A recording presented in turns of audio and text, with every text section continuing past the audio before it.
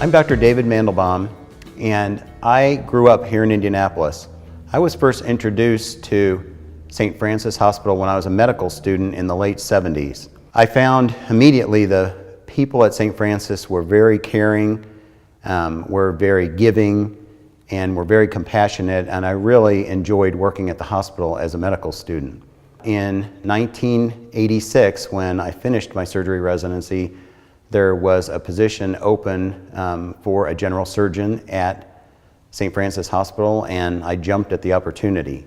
So I practiced general surgery at St. Francis for 23 years, but all along I always knew there was an emptiness. There was a gap that I needed to fill related to patient care that was really the reason that I went into medicine to begin with. So I was again blessed by the Franciscan Alliance and by people here at St. Francis to become involved in our palliative medicine program and actually to become one of our hospice medical directors.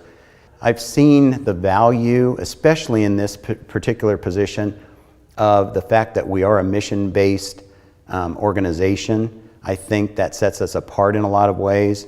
I know that we have strong core values that really play a role in the care of these patients in particular. These are patients who are critically ill, often, again, not necessarily, but oftentimes with end-of-life terminal illnesses.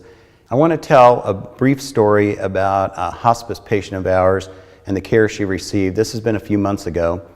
This was a patient who was in her late 70s, had metastatic cancer, and was clearly reaching the end of her life's journey.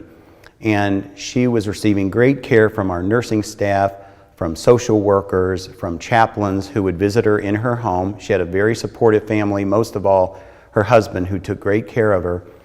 And she had a final sort of dying wish, if you will. She had never been in an airplane, and she wanted to take an airplane ride, and she was still in good enough shape that getting her to a local small airport and getting her in a plane was feasible.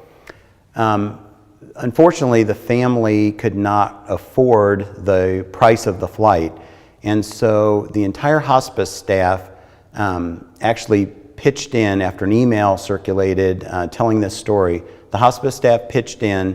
Arrangements were made by the social worker who had been involved in her care, and on a beautiful Saturday afternoon late last fall, she was taken to the airport. There were all kinds of great pictures taken with her family around just outside of this small airplane, and she had the thrill of her lifetime. She loved it. She went up in the airplane over Greenwood and took a tour of the south side of Indianapolis for her first airplane ride, and everybody was on the ground waiting for her, clapping when she landed and hugging her, and it was an example, I think, of the kind of special care that our hospice patients receive here at St. Francis.